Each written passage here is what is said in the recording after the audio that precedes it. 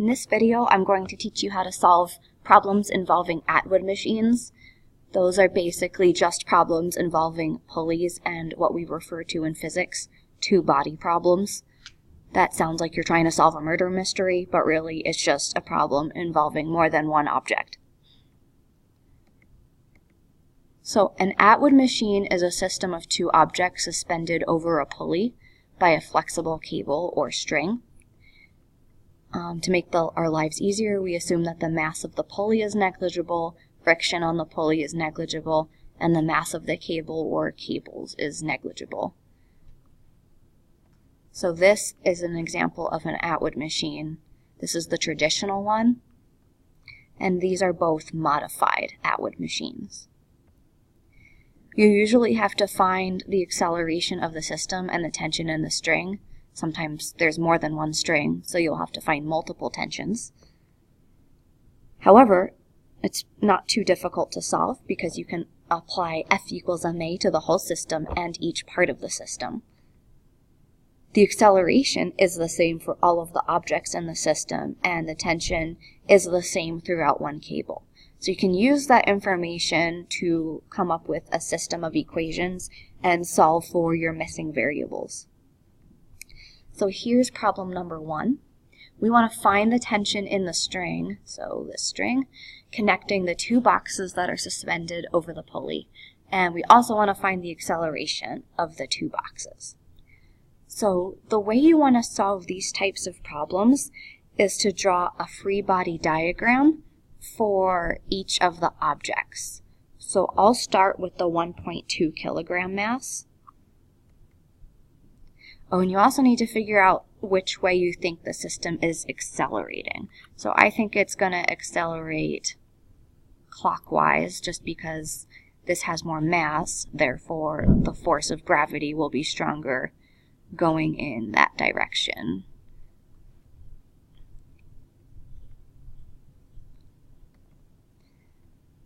So on our 1.2 kilogram mass, we have the force of gravity pulling down, and that's Fg, which will equal mg, which will equal 1.2 times 9.8, which is equal to 11.76 newtons. Also on the 1.2 kilogram, we have the tension pulling up, and we don't know the value of that yet. That's one of the things we have to find. Now we want to, and we need to make sure we label the acceleration. Now we want to do the same thing for the 3.2 kilogram mass. So we know the 3.2 kilogram mass is accelerating downwards. Its gravity is pointing downwards. It's the same formula that we used for the 1.2 kilogram mass, but this time the numbers are different. So you'll do 3.2 times 9.8 to get the force of gravity equaling 31.36 newtons. You'll also have the tension pulling up. So here's our free body diagrams, and we've found some numbers. The next thing you want to do to solve these types of problems is set up F equals ma for each object. So what is the net force acting on this 1.2 kilogram object? And we also need to decide which order we're going to put it in. And by that I mean, do I do T minus Fg, or do I do Fg minus T? Well, since the acceleration is pointing up, the force pulling up must be the greater one, therefore T must be greater than Fg. So you put T first, and then subtract the 11.76. So that's what you're going to plug in for F. The net force is T minus 11.76. And for the mass, you just plug in 1.2. So you will have that as your F equals ma for the 1.2 kilogram mass. You want to do the exact same thing for the 3.2. What will be the net force acting on this mass? Well, we know it's accelerating downwards, so the force of gravity pulling down has to be more than the tension pulling up. So for this one, we're going to have 31.36 minus T, and then we plug in 3.2 for the mass. So as you can see, we have a system of equations. We have two equations and two unknowns, t and a. So what we're going to do now is use substitution to solve for one of our missing variables. So we're going to solve this equation here for t. And to do that, we just add 11.76 to both sides. Now we're going to plug this into our t for this problem. So you'll end up with 31.36t minus 1.2a plus 11.76 equals 3.2a. I'm going to continue this on the next slide. So here we can distribute the negative sign and combine like terms. So I distributed the negative sign. Now I'm going to do 31.36. Oh, and this t shouldn't be here. That was a typo. So 31.36 minus 11.76 is equal to 19.6, and then you'll end up adding 1.2a to both sides, so you'll end up with 19.6 equals 4.4a. So a will be equal to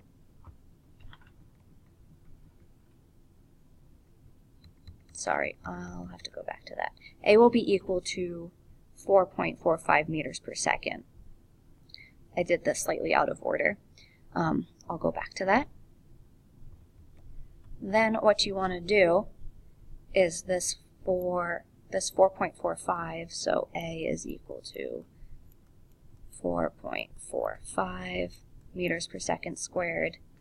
You'll want to plug that into here, and you'll end up with 1.2 times 4.45 plus 11.76 equals 17.1 newtons. So this 4.45 meters per second squared and this 17.1 newtons are your final answers. So, I was going to show you a different technique here to solve the problem. This will be useful for when you're solving multiple choice questions. So we have the same problem here, and we just want to find the acceleration of the system, and there's a quicker way to do it. Basically, you can ignore the tension if you just consider the outside forces. So we have gravity pulling down over there and gravity pulling down here. So technically, if you have the 1.2 and the 3.2 kilogram masses as one system, the tension is an internal force which wouldn't affect its acceleration. So you can reimagine this problem to look like this, where we have a 3.2 kilogram mass, they're connected by a string, and we've got this force, the 31.36, pulling to the right, and then the 1.2, the 11.76 newtons on the 1.2 pulling to the left. And again, we can just ignore the string in between because it's an internal force. So, if we use F equals ma, we can say that the net force acting on these as a system is this number, the 31.36, minus the 11.76. And if we take the masses as a whole, 1.2 plus 3.2 is equal to 4.4. So notice we end up with the exact same thing we have here, and we get 4.45 meters per second squared.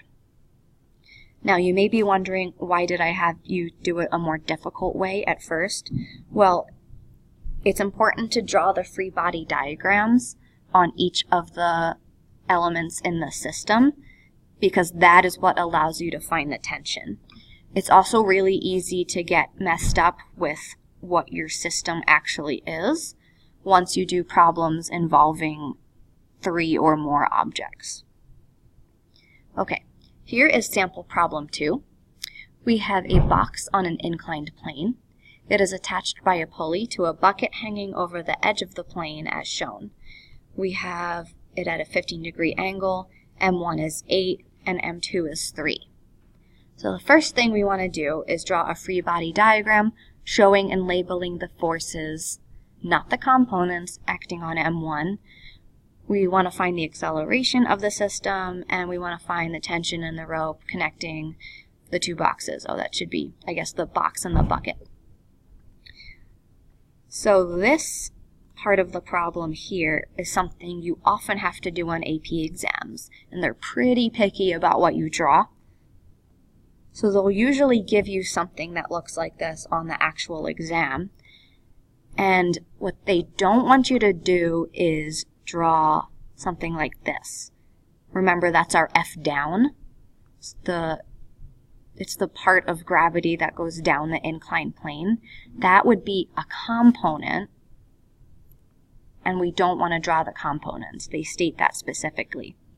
Remember that you also want to draw the arrows originating where the force originates. So the normal force is going to originate on the surface. And you can just label that as Fn. You can put the mg cosine theta in there, or you don't have to.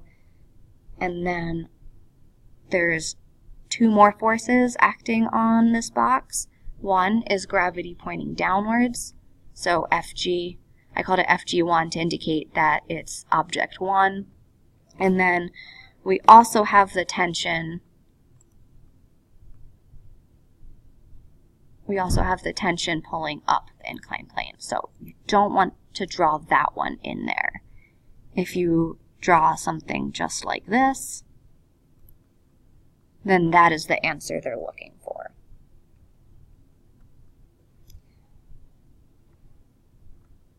So now we have to find the acceleration of the system and the tension in the rope connecting those 2 objects. So what we really want to do here is analyze which forces are affecting the motion of the boxes, and we want to draw a free body diagram for each of the objects and analyze the forces.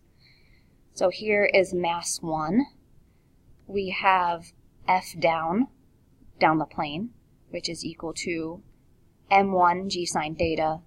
So the m1 is just to distinguish it from the other mass, which is equal to, it's 8 kilograms. So we do 8 times 9.8 times the sine of 15 degrees, and we can see that it's 20.29 newtons. And then we have tension going up the plane. We don't know what that value is yet, so we'll just leave it as a variable. We want to do the same thing with mass 2. The tension will be pulling up on mass 2, and gravity will be pulling down on the object. And this time the gravity is equal to m2g, because it's a different mass, which is 3 times 9.8, which is equal to 29.4 newtons. So we want to take a guess as to which way the system is accelerating. And it looks to me like it will accelerate, this will accelerate down. And I'm guessing that because 29.4 is a greater force than 20.29, so I'm going to say that this will cause it to accelerate that way.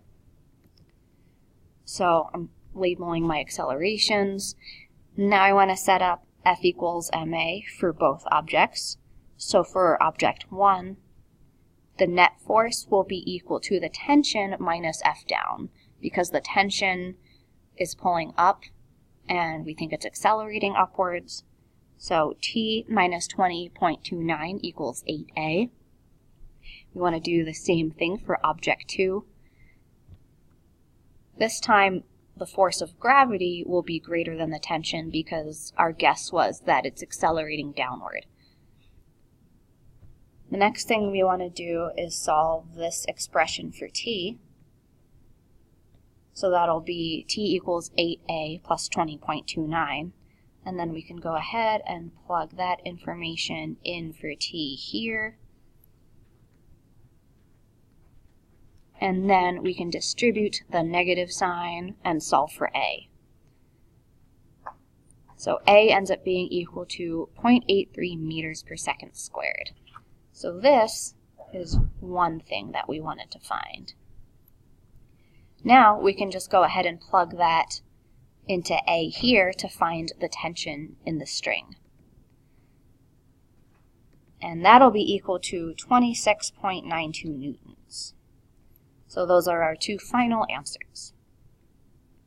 One more sample problem. We've got two boxes connected by a cord running over a pulley as shown in the figure.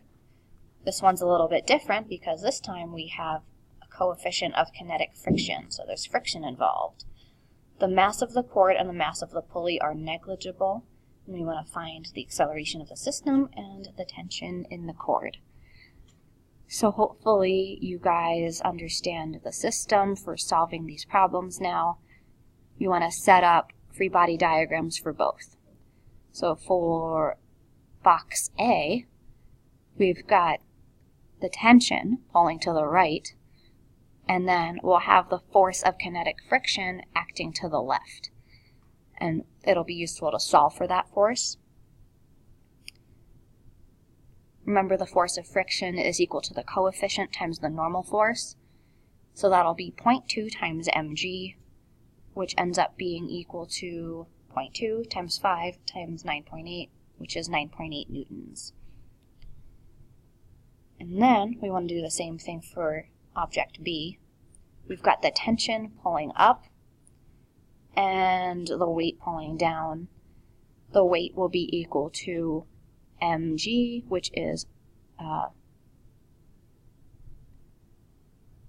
2 times 9.8, which is 19.6. So we can see pretty clearly that it's going to accelerate this way. Friction is never able to overpower the other forces. So again, we're going to set up our Newton's second law for both. So we have F equals ma, and then that force acting on this 5 kilogram mass will be T minus Fk. So that'll end up being T minus 9.8 equals 5a. We want to do the same thing for object B. The net force will be the weight minus the tension. So it'll be 19.6 minus T equals 2a. So we have our two unknowns and our two equations. Let's solve this one here for T. So T will equal 5a plus 9.8, and we want to plug that into the T right here. We'll have 19.6 minus 5a plus 9.8 equals 2a. Distribute the negative, combine like terms, you'll end up with 9.8 equals 7a. So you'll get that the acceleration is equal to 1.4 meters per second squared. Then you plug this A into the equation here. We came up with tension, so you'll get that tension is equal to 16.8 newtons. And those are our two final answers to those problems.